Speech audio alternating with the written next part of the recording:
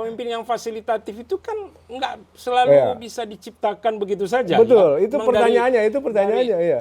Dari dirinya juga. Artinya nanti akan ada daerah yang juga kurang baik dalam pengelolaan persampahannya, gitu kan? Iya. Hanya karena dia memiliki pemimpin yang tidak fasilitatif, kan gitu. Iya. Go Share People, kita ngobrol sampah.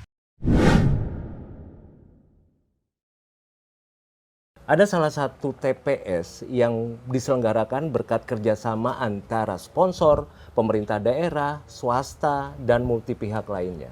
Lalu bagaimana kerjasama ini bisa diselenggarakan sehingga TPS itu bisa berkelanjutan dan beroperasi dengan optimal? Ini kita akan obrolin bersama Pak Amrizal Amir. Terima kasih, Om. Pak Amrizal Amir ini adalah seorang spesialis dalam pendanaan dan pembiayaan terutama. Dan beliau lagi concern terkait dengan pengelolaan persampahan. Sekaligus juga Direktur Go Circular Indonesia yang beroperasi sementara ini ada di Banyuwangi dan Bali. Oke, Pak Am. Pertanyaan pertama itu bagaimana sebuah TPS 3R yang notabene banyak mangkrak. Ya. Kita beritanya banyak, Pak. Ini bisa beroperasi dengan baik, dengan kerjasama yang baik, itu bagaimana ceritanya bisa terjadi seperti itu, Pak? Ya, terima kasih Mas Honi.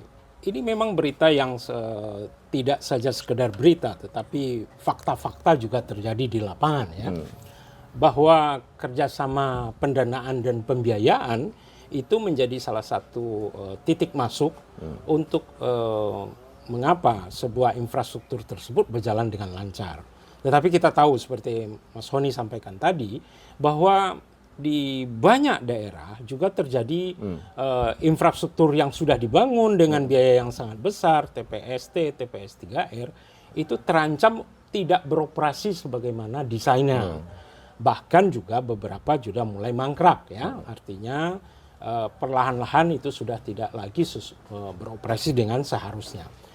Ya, satu hal yang penting adalah untuk kasus kita di Banyuwangi misalnya ya, kasus kita di Banyuwangi itu adalah kepantasan daerah tersebut. Oke.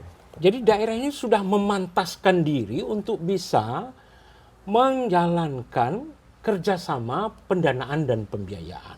Oke. Nah, kita tahu bahwa itu terjadi tidak tiba-tiba, itu dipersiapkan dengan waktu yang rentang waktu tertentu.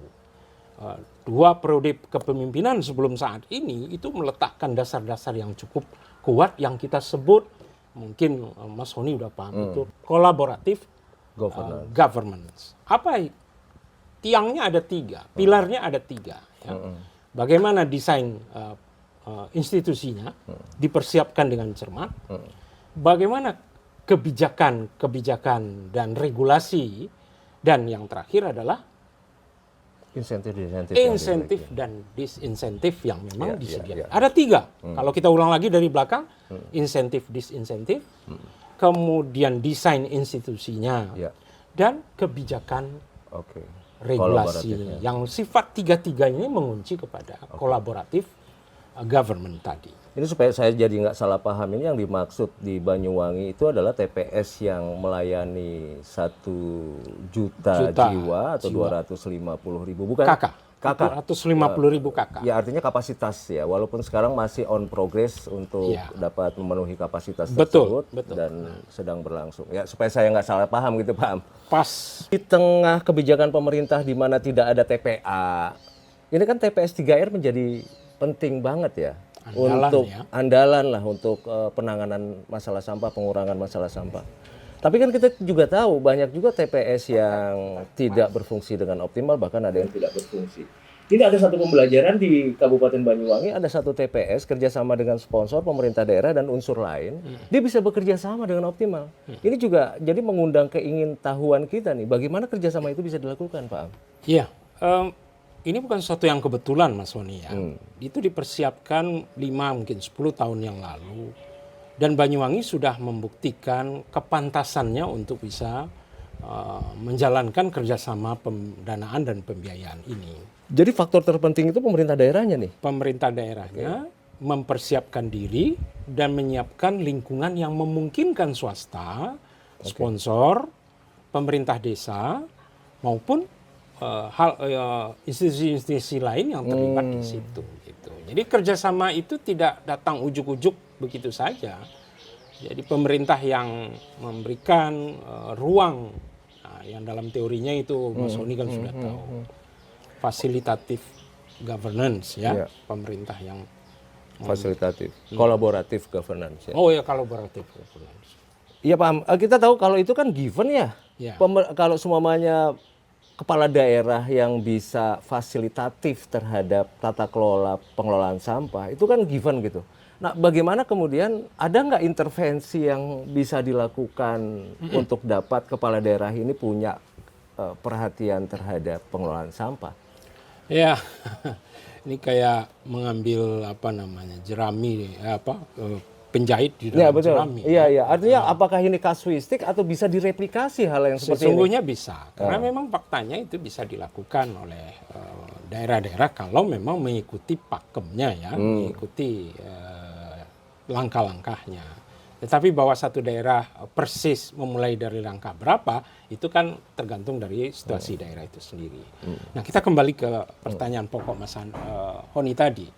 Mengapa itu bisa kerjasama pendanaan dan pembiayaan itu terrealisir di satu daerah, dalam hal ini kasusnya Banyuwangi. Kita tahu persis selain persiapan-persiapan pemerintah itu sendiri, swasta, saya sebagai orang bagian dari swasta melihat, datanya cukup kuat. Ya. Pertama, datanya cukup kuat. Terus yang kedua, ada insentif dari pemerintahnya. Insentif pemerintah daerah. Iya. Kemudian desain institusinya akomodatif untuk melakukan kerjasama itu. Nah, di samping yang tadi kunci besar itu adalah fasilitatif yang leadernya ya. Iya, pemimpinnya yang punya visi lah ya. Nah, itu background yang tidak bisa serta-merta direplikasi di daerah kalau tidak dilakukan dengan sungguh-sungguh. Ini apa yang kuncinya di Banyuwangi. Yang harus kita lakukan untuk mengedukasi masyarakat supaya memilih pemimpin yang fasilitatif gitu dalam pengelolaan. Jadi dia pemimpin yang fasilitatif itu kan nggak selalu bisa diciptakan begitu saja. Betul, ya. itu pertanyaannya, dari dirinya juga. Artinya nanti akan ada daerah yang juga kurang baik dalam pengelolaan persampahannya gitu kan. Iya. Hanya karena dia memiliki pemimpin yang tidak fasilitatif kan gitu. Iya. Itu gimana itu? Iya, betul. Atau mungkin ada kiat-kiat tersendiri nih Pak Am, misalnya bagaimana sebuah kerjasama itu bisa dilakukan antara Pak Am pernah juga kan ya diskusi dengan pihak pengelola TPS 3R itu ya? Oh iya. Dari pembelajaran apa yang bisa kita ambil ya, yang bisa direplikasi di daerah lain lah katakan untuk bisa menyelenggarakan TPS 3R yang berkelanjutan seperti itu Pak? Iya, kita memang punya serangkaian informasi dan kemudian kita juga terlibat dalam segmen per segmen ya, sehingga proses kerjasama pendanaan dan pembiayaan itu terjadi. Kalau kita runut kembali sejarahnya, mereka menjadi menarik bagi sponsor karena apa? Pertama, sponsor memiliki data yang kuat dari Banyuwangi itu. Data yang kuat. Data yang kuat. Artinya bahwa database-nya itu cukup memadai. Karena sponsor kan punya tenggat waktu tertentu, jumlah uang yang memang harus dia belanjakan dengan batasan tertentu. Nah, setelah data, pemerintah tersebut karena desain institusinya kompatibel dengan kerjasama tersebut, dengan cepat meresponnya, menggandeng desa, kemudian menggandeng pihak-pihak yang menjadi pendukung agar kerjasama tersebut terwujud. Apa contohnya? Contohnya adalah institusi-institusi lokal yang sudah punya sumber daya manusia itu direkrut oleh mereka. Ya, memang diseleksi ya. Kemudian setelah itu mereka membuat perencanaan bersama. Jangan lupa loh, perencanaannya ini konteksnya langsung relevan dengan kebutuhan daerah itu. Banyak di daerah perencanaan itu datang ujuk-ujuk mesti begini, Oke. Didesain. Tidak sesuai dengan kondisi lokal. Tidak sesuai dan tidak masuk ke dalam apa yang sesungguhnya terjadi. Di daerah itu dan kebutuhannya apa. Gap apa yang harus dipenuhi sebenarnya. Nah, ini salah satu dari data tadi, kemudian perencanaan yang kompatibel dengan kebutuhan, ya. Kemudian mempergunakan sumber daya lokal. Jadi pemerintah daerah itulah sudah siap dan memantaskan diri untuk bisa mewujudkan kerjasama pendanaan dan pembiayaan. Ini menarik nih, memantaskan diri nih. Yang pantas gimana, yang nggak pantas gimana, dan sampai sejauh mana bisa diintervensi untuk menjadi pantas, Pak? Ya, memang Banyuwangi itu unik ya, kepemimpinan kuat ya. Kemudian OPD-OPD yang sudah berada di dalam lingkup pemerintahan itu sangat terbuka, bekerja sama dengan sinergi yang tinggi, dan ada istilahnya karena mereka ingin mendapatkan akselerasi pariwisata yang bagus, sampah menjadi salah satu pilar. Jadi nyambung dengan semua OPD adalah petugas bukan kebersihan. Semua OPD adalah OPD LH. Katakanlah begitu. Semua OPD untuk pariwisata, katakan begitu ya. Nah, jadi dia memfokuskan kepada satu tujuan mereka gitu. Nah, tujuan di sini dia ingin mengangkat sektor pariwisata, maka semua OPD adalah dinas pariwisata. Gitu. Jadi saya mikir-mikir, ini saya agak ragu, ini adalah sebuah kasus atau ini konsep yang bisa direplikasi sebetulnya? Ya, dari kasus ke konsep yang direplikasi. Bagaimana itu, Pak? Gitu, bagaimana? Ya? Apakah apa yang sudah dilakukan, katakanlah ya, oleh Gosir lah, di mana Pak Am di situ sebagai direktur. Apa yang sudah dilakukan untuk bukan mengkapitalisasi bahasanya ya, untuk menjadikan kasus ini untuk bisa menjadi konsep yang bisa dipelajari, bisa ditiru, bisa direplikasi di kabupaten kota lain? Ya, karena memang semua kan transparan di sini ya. Semua bisa dipelajari tahapnya itu. Jadi bukan sesuatu yang sangat sangat tertutup gitu. Semua bisa datang ke Banyuwangi, bisa melihat. Semua bisa belajar ya, kelebihan-kelebihannya apa dan tantangan-tantangannya apa. Nah, di dalam orang swasta yang ingin masuk sebagai sponsor ataupun sebagai investor, nah disinilah kesiapan pemerintah, insentif yang disediakan, desain institusinya, kepemimpinan yang fasilitatif tadi itu menjadi satu satu paket lengkap Banyuwangi untuk bisa mewujudkan kerjasama pendanaan dan pembiayaan.